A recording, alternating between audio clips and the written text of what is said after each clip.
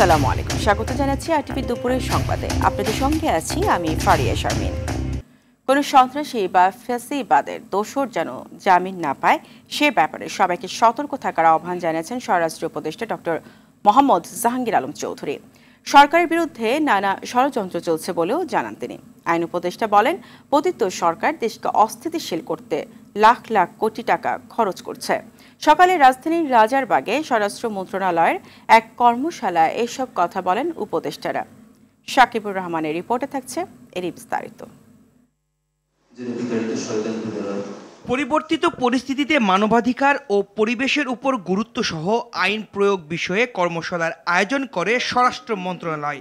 অংশ নেন পরিদর্শক থেকে ডিআইজি পদমর্যাদার ৩০০ পুলিশ কর্মকর্তা। সমস্ত সেক্টরে সংস্কারের দরকার। গণপূর্ত উপদেষ্টা আদিলুর রহমান খান বলেন, রাজনৈতিক কর্মীদের নির্যাতনের জন্য জেলখানাকে আর ব্যবহার করা যাবে না। মানবাধিকার সমুন্নত রেখে আইন শৃঙ্খলা বাহিনীকে কাজ করতে হবে। একটা অগ্রবর্তী জায়গায় নিয়ে যাবেন যেখানে মানবাধিকার রক্ষা করেও পুলিশিং সম্ভব এবং মানবাধিকার রক্ষা করার জন্য আদালতগুলো ভূমিকা পালন করে।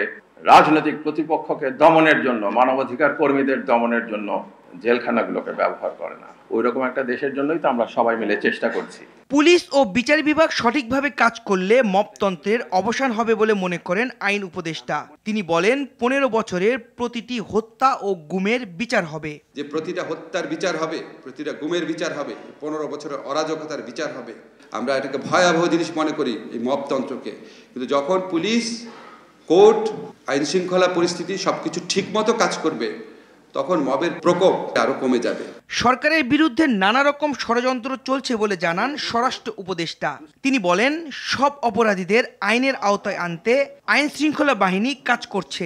অন্তর্বর্তীকালীন সরকারের অন্যতম প্রধান লক্ষ্য হলো জনগণের যান ও মালের নিরাপত্তা নিশ্চিত করা। ফ্যাসিবাদ ও তাদের দোসর, দুষ্কৃতিকারী, নৈরাজ্য সৃষ্টিকারী এবং সন্ত্রাসীদের আইনের আওতায় এনে দৃষ্টান্তমূলক শাস্তি নিশ্চিত করা।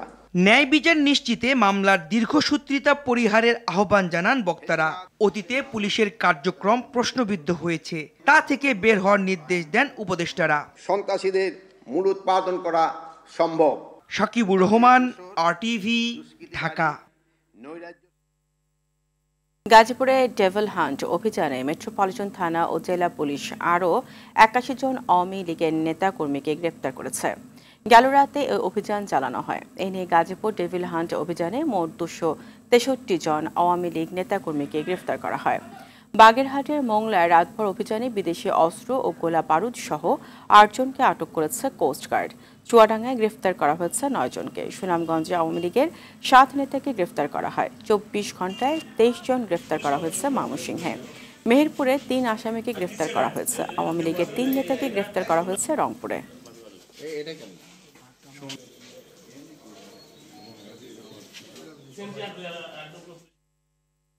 এই বিষয়ে আরো জানাতে গাজীপুর থেকে সরাসরি যুক্ত হচ্ছেন সহকর্মী কামাল হোসেন বিপ্লব।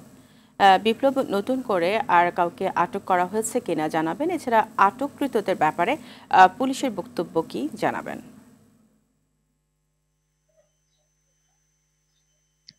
জি ফারিয়া, আপনি জানেন যে গাজীপুরের ডেভিল হান্ট অভিযানে গত রাত্রে কিন্তু 81 জন আসামি গ্রেপ্তার করেছেন। এর মধ্যে মেট্রোপলিটন করেছেন 69 জন, আর হলো জেলা পুলিশ করেছেন 12 জন। এই হলো 81 জন আসামি গ্রেপ্তার করেছে। এর আগেও 2 দিন অভিযান চালিয়ে গাজীপুর থেকে আটক করা হয়েছে 82 জন। এর মধ্যে মোট গ্রেপ্তার হয়েছে 263 জন। আমি পুলিশের সাথে কথা বলেছি, তারা জানিয়েছেন যে এই ডেভিল হান্ট অভিযান চলমান থাকবে এবং এই গাজীপুরে গত শুক্রবার রাতে যে সাবেক মুক্তিযুদ্ধ বিষয়ক আকাম মুজাম্মেল হকের বাসভবনে যে বৈষম্য ছাত্র জনতা হামলা শিকার হয়েছে, সেই হামলায় মূলত একটি মামলা হয়েছে। সেই মামলার কারণে যে আসামি রয়েছে, সেই আসামিদের গ্রেপ্তারের চেষ্টা চলছে এবং ইতিমধ্যে অনেক আসামি গ্রেপ্তার হয়েছে। বাকি আসামি গ্রেপ্তারের প্রতিদিন গ্রেপ্তারের জন্য অভিযান করা হচ্ছে। এদিকে আমি মেট্রো পুলিশের সাথে কথা বলেছি, তারা জানিয়েছেন যে এই অভিযান অব্যাহত রয়েছে। তবে নতুন করে কোনো তথ্য আসামি এখন পর্যন্ত তথ্য জানা যায়নি। তবে সামনে নতুন করে আসামির তথ্য জানা গেলে পুনে 5টার খবরে আমি সংযুক্ত হব। জি ফারিয়া, এই ছিল ডেভিল হান্ট অভিযানের সর্বশেষ খবর। বিপ্লব, আপনাকে ধন্যবাদ। হবিগঞ্জ 2 বানিয়াচং আজমেরীগঞ্জ আসনের সাবেক সংসদ সদস্য অ্যাডভোকেট মজিদ খানকে গ্রেফতার করেছে পুলিশ। সোমবার রাত 9:15টার দিকে রাজধানীর উত্তরা এলাকা থেকে তাকে গ্রেফতার করা হয়। বিষয়টি নিশ্চিত করে ঢাকা মহানগর পুলিশের পক্ষ থেকে গণমাধ্যমকে জানানো হয়, মজিদ খানের বিরুদ্ধে জুলাই গণ অভ্যুত্থানের সময় হত্যা, অগ্নিসংযোগ ও ভাঙচুরের মামলা রয়েছে। অ্যাডভোকেট মজিদ খান 2009, 2014 এবং 2018 সালে হবিগঞ্জ 2 আসন থেকে এমপি নির্বাচিত হন। 2024 সালে স্বতন্ত্র প্রার্থী হয়ে আওয়ামী লীগ প্রার্থীর কাছে হেরে যান। নির্বাচনের সময়সীমা কমিশনের হাতে নেই। সংস্কারের পাশাপাশি জাতীয় ঐক্যমতের প্রেক্ষিতে প্রধান উপদেষ্টা নির্দেশনা অনুযায়ী নির্বাচন অনুষ্ঠিত হবে বলে জানিয়েছেন অবসরপ্রাপ্ত ব্রিগেডিয়ার জেনারেল আবুল ফজল মাহমুদ সানাউল্লাহ। দুপুরে নির্বাচন কমিশন সচিবালয়, ইউএনডিপি সহ 18 দেশের রাষ্ট্রদূত ও মিশন প্রধানদের সাথে বৈঠক শেষে সাংবাদিকদের তিনি এসব কথা বলেন। স্থানীয় সরকার ও জাতীয় নির্বাচন একসাথে করা সম্ভব নয়, তবে সরকার চাইলে জাতীয় নির্বাচনের আগে স্থানীয় সরকার নির্বাচন করতেও কমিশন প্রস্তুত বলে জানান তিনি। বলেন, একই সাথে ডিসেম্বরে জাতীয় নির্বাচনকে ঘিরেই নির্বাচন কমিশন প্রস্তুতি নিচ্ছে।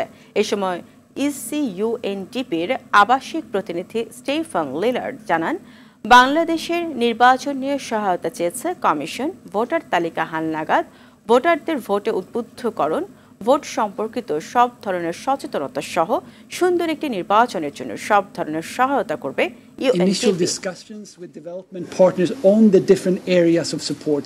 So they go from everything from strengthening of the Bangladesh Elections Commission. যে এই মাসের মাঝামাঝি জাতীয় ঐক্যমত্য গঠন কমিশন গঠন হবে এবং আমরা যদি মাননীয় প্রধান উপদেষ্টার বক্তব্য ধারণ করে আশা করতে পারি যে অগ্রাধিকার ভিত্তিতে নির্বাচন কমিশন সংক্রান্ত যেসব বিষয়ে ন্যূনতম মতকে পৌঁছানো হবে, সেখানে হয়তোবা নির্বাচনের টাইম ফ্রেম নিয়েও হয়তো কথা হতে পারে। বিশ্বের দুর্নীতিগ্রস্ত 180 দেশের মধ্যে বাংলাদেশের অবস্থান 151। দুর্নীতির ধারণা সূচক 2024-এ বাংলাদেশের অবস্থান আরও 2 ধাপ নিচে নেমেছে। ট্রান্সপারেন্সি ইন্টারন্যাশনালের দুর্নীতির ধারণা সূচক 2024-এর প্রতিবেদনে এ তথ্য উঠে এসেছে। সংবাদ সম্মেলনে টিআইবি নির্বাহী পরিচালক ডক্টর ইফতেখারুজ্জামান বলেন, আওয়ামী সরকারের প্রশ্রয়ে দুর্নীতি বেড়েছে, বাংলাদেশে দুর্নীতিকে নিয়ন্ত্রণ করা যাচ্ছে না।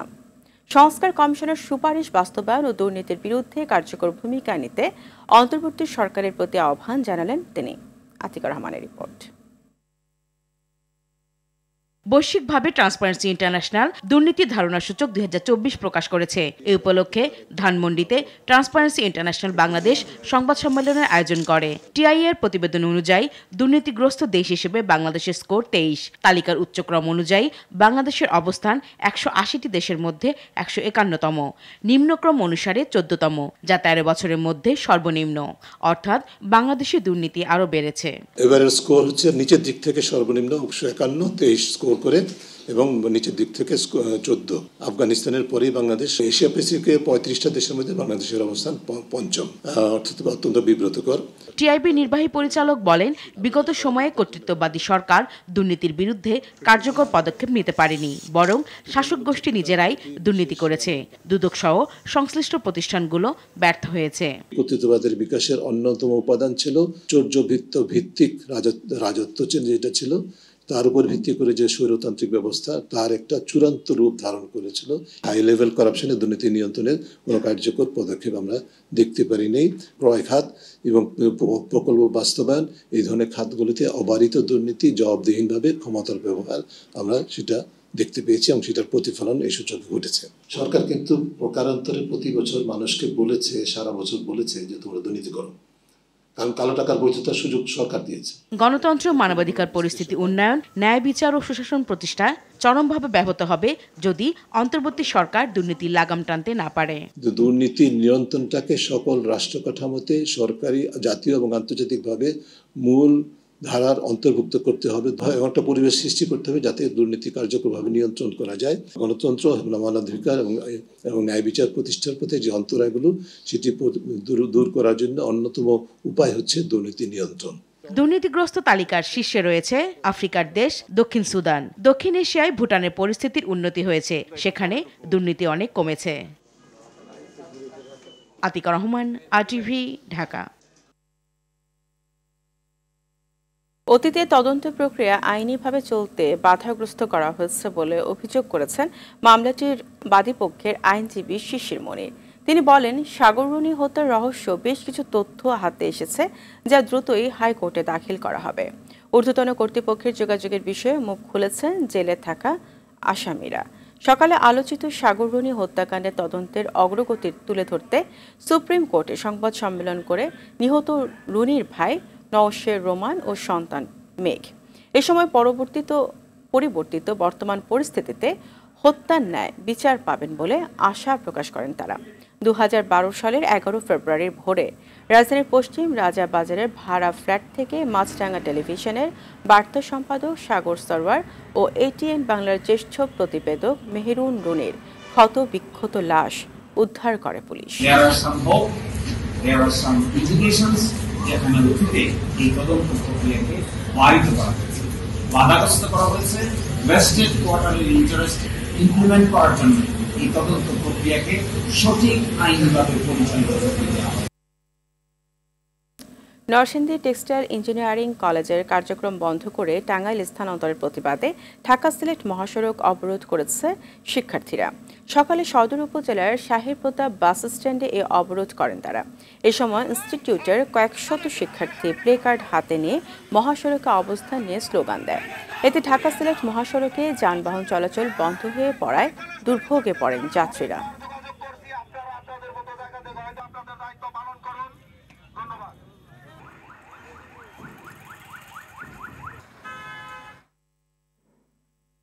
এই বিষয়ে আরও জানাতে ঘটনাস্থল থেকে সরাসরি যোগ হচ্ছেন সহকর্মী মোর্শেদ শাহরিয়ার। মোর্শেদ, মহাসড়ক অবরোধের বিষয়ে বিস্তারিত জানাবেন।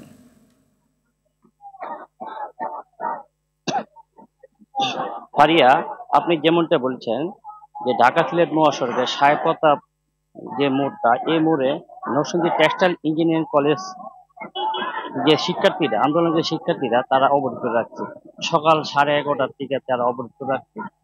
এই তাদের দাবি হলো যে নরসিংদী টেক্সটাইল ইঞ্জিনিয়ারিং কলেজকে সারা বাংলাদেশে কিন্তু 10টি টেক্সটাইল ইঞ্জিনিয়ারিং কলেজ বস্ত্র অধিদপ্তরের আন্ডারে 9টি চলে যায়, একটি শুধু বাকি থাকে, তারা এখনো তাঁত অধিদপ্তরের আন্ডারে আছে।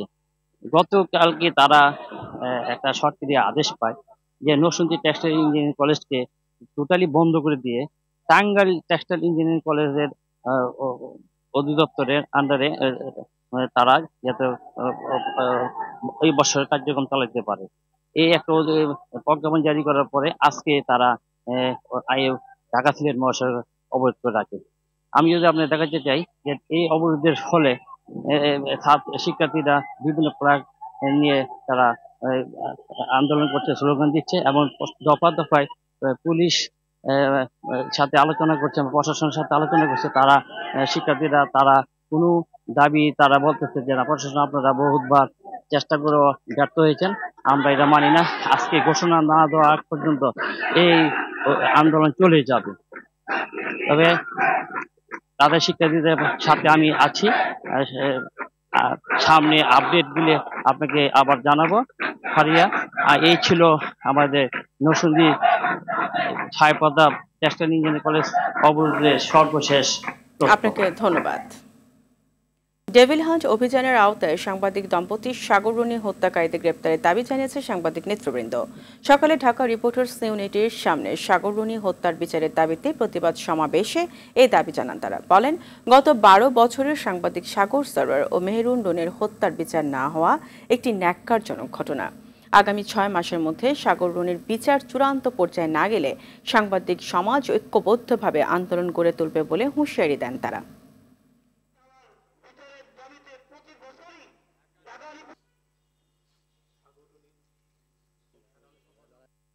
তদন্তের যে রিপোর্ট সেটি তারা দিতে পারবে না বা দেবে না। তো যাই হোক, একটি সরকারের পরিবর্তন ঘটেছে এবং এখন একটি টাস্ক ফোর্স হয়েছে এবং এটি বিভাগের হাতে আছে। আমরা খুবই আশাবাদী যে 6 মাসের যে সময়সীমা নির্ধারণ করা দেওয়া হয়েছে, আশা করি এই সময়ের মধ্যে এই তদন্ত রিপোর্ট তারা তিলে তিলে গড়া বিভিন্ন প্রতিষ্ঠান, নিরপেক্ষ প্রতিষ্ঠানগুলোকে দলীয় কার্যালয়ে পরিণত করা হয়েছিল, যে কারণে আমাদের কোনো প্রত্যাশা পূরণ হয়নি, আমাদের কোনো দাবি দেওয়া তাদের কানে পৌঁছায়নি। তারা এটাকে একটি আনুষ্ঠানিকতা শুধু মনে করেছে। আজকে আমরা আশাবাদী হচ্ছি যে একটি সুযোগ এসছে। 3 জেলায় সড়ক দুর্ঘটনায় 5 জন নিহত হয়েছে। স্কুলে যাওয়ার পথে নোয়াখালীতে ট্রাক চাপায় 2 শিশুর মৃত্যু হয়। নিহত শিশু আসমা ও আরাফাত সম্পর্কে মামাতো ফুফাতো ভাই বোন। এই ঘটনায় নিহত আরাফাতের বাবা আবুল কালামকে গুরুতর আহত অবস্থায় নোয়াখালী জেনারেল হাসপাতালে ভর্তি করা হয়েছে। সকালে উপজেলার বৈকণ্ঠপুর বাজারের পশ্চিম পাশে দুর্ঘটনা ঘটে।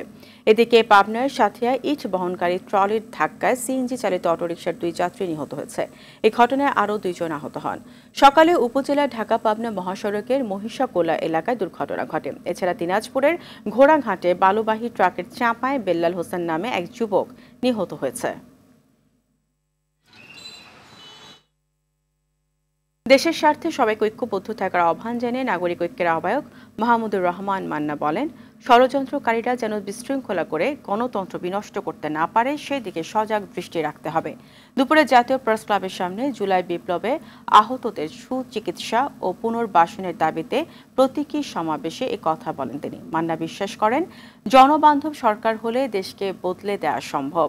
সরকারের কাছে সহযোগিতা পাচ্ছে না জুলাই বিপ্লবের ঘটনায় এমন আহত মানুষের সংখ্যা অগণিত উল্লেখ করে তিনি আশা করেন আহতদের প্রতি সহানুভূতি দেখাবে সরকার। রাজধানীর শ্যামপুরের একটি প্লাস্টিক কারখানায় লাগা আগুন নিয়ন্ত্রণে এসেছে। ফায়ার সার্ভিসের 7 ইউনিটের চেষ্টায় সকাল 7:15টার দিকে আগুন নিয়ন্ত্রণে আসে। রাজধানীর শ্যামপুরের 11 নম্বর লাল মসজিদ রোডে ভোর 5টায় একটি প্লাস্টিক কারখানায় আগুন লাগে। সকাল 5:08 ঘটনাস্থলে পৌঁছে আগুন নেভানোর কাজ শুরু করে ফায়ার সার্ভিসের সদস্যরা। পোস্তগোলা, সূত্রাপুর ও সিদ্দিক বাজার ফায়ার স্টেশনের মোট 7টি ইউনিট আগুন নিয়ন্ত্রণে কাজ করে। তবে আগুন লাগার কারণ জানা যায়নি। কারখানাটিতে প্লাস্টিক ও স্যান্ডেল রয়েছে। এটি মূলত পুরাতন স্যান্ডেলের রিসাইকেলিং কারখানা বলে জানানো হয়। 7:18 সময় আমরা আগুনটা নিয়ন্ত্রণে নিয়ে আসতে পারি। তো রেসপন্স করার কারণে আশেপাশে যে বিল্ডিংগুলো আছে, যে ভবনগুলো আছে, এগুলো ভয়াবহ অগ্নিকাণ্ড হইতে রক্ষা পায়। শীতকালীন সবজির ভরপুর সরবরাহে বাজারে বইছে বেশ স্বস্তির হাওয়া। সবজি বিক্রি হচ্ছে বছরের সবচেয়ে কম দামে। কয়েক মাস আগেও কেজি প্রতি প্রায় 300 টাকার টমেটো এখন বিক্রি হচ্ছে 20 থেকে 30 টাকায়। 50 টাকার নিচে বিক্রি হচ্ছে প্রায় সব ধরনের শীতকালীন সবজি। এদিকে বাজার থেকে প্রায় উধাও করে ফেলা হয়েছে সয়াবিন তেল।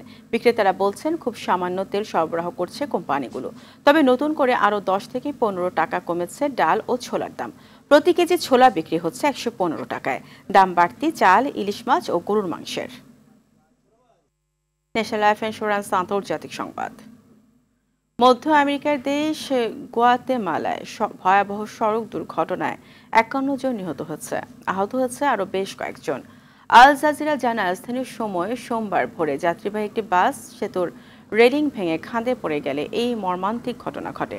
গণমাধ্যম জানায়, বাসটি স্থানীয় এল প্রোগ্রেসেরো শহর থেকে রাজধানীর উদ্দেশ্যে আসছিল। এই ঘটনায় আহত বেশ কয়েকজনকে উদ্ধার করেছে ফায়ার সার্ভিস। দুর্ঘটনার কারণ অনুসন্ধানে পুলিশকে নির্দেশ দিয়েছে দেশটির সরকার। যুদ্ধবিরতি চুক্তি লঙ্ঘন করা ইসরায়েলি জিম্মিদের মুক্তি অনির্দিষ্টকালের জন্য স্থগিত করেছে ফিলিস্তিনের স্বাধীনতাকামী সংগঠন হামাস। সোমবার এক বিবৃতিতে এই ঘোষণা দেয় সংগঠনটি। এদিকে সব ইসরায়েলি জিম্মিকে মুক্তির আলটিমেটাম দিয়েছেন যুক্তরাষ্ট্রের প্রেসিডেন্ট ডোনাল্ড ট্রাম্প। এমনকি ওই সময়ের মধ্যে জিম্মিদের মুক্তি না দিলে আবারও যুদ্ধের হুমকি দিয়েছেন তিনি। ইমতিয়াজ আহমেদের রিপোর্ট।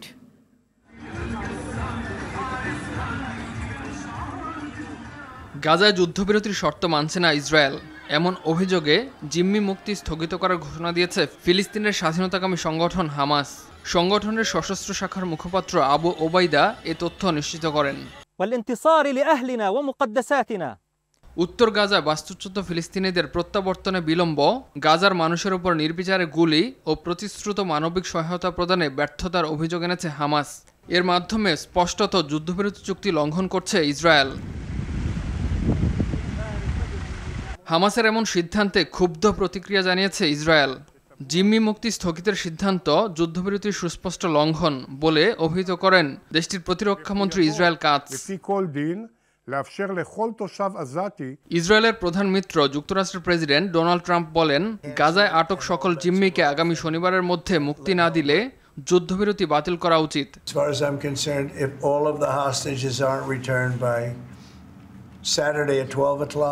আমি বলবো শনিবার দুপুর 12টার মধ্যে জিম্মিদের ফেরত দেওয়া উচিত। যদি এর মধ্যে সমস্ত জিম্মিকে ফেরত না দেওয়া হয়, আমার মনে হয় যুদ্ধবিরতি বাতিল এবং গাজাকে নরকে পরিণত করার এটি উপযুক্ত সময়। এদিকে গাজা খালি করার জন্য ট্রাম্পের প্রস্তাবকে আন্তর্জাতিক আইনের লঙ্ঘন বলে উল্লেখ করেছে জাতিসংঘ। সোমবার ওয়াশিংটনে যুক্তরাষ্ট্রের পররাষ্ট্রমন্ত্রী মার্কো রুবিওকে মিশরের পররাষ্ট্রমন্ত্রী জানান, বাস্তুচ্যুত ফিলিস্তিনিদের গাজা থেকে সরানো এবং উপত্যকার নিয়ন্ত্রণ নেওয়া বিষয়ে প্রেসিডেন্ট ডোনাল্ড ট্রাম্পের প্রস্তাব নাকচ করেছে আরব দেশগুলো। Imtiaz Ahmed, RTV। UEFA champions লিগের প্লে অফের হাই ভোল্টেজ ম্যাচে আজ মুখোমুখি হবে রিয়াল মাদ্রিদ ও ম্যানচেস্টার সিটি। ইতিহাদ স্টেডিয়ামে ম্যাচ শুরু বাংলাদেশ সময় রাত 2টায়। গেল 3 মৌসুমে কোনোবারই সিটির মাঠে জিততে পারেনি রিয়াল মাদ্রিদ। পূর্ব অভিজ্ঞতা কাজে লাগে এমন গুরুত্বপূর্ণ ম্যাচের আগে তাই দারুণ আত্মবিশ্বাসী পেপ গার্দিওলার দল। এদিকে ঘরের মাঠে ম্যাচ হলেও সাবেক ইংলিশ চ্যাম্পিয়নরা তেমন ছন্দে নেই। FA কাপে ওরিয়েন্টের বিপক্ষে 2-1 গোলে জয় পেলেও তার আগে প্রিমিয়ার লিগে আর্সেনালের বিপক্ষে 5-1 গোলে হারে সিটিজেনরা। তাই হাই ভোল্টেজ ম্যাচে ম্যান সিটিকে ছেড়ে কথা বলবে না আনচেলত্তির বাহিনী। দুপুরের সংবাদ এই পর্যন্ত। জেলা সংবাদ বিকেল 4:45টায় দেখার আমন্ত্রণ রইল। ধন্যবাদ সবাইকে।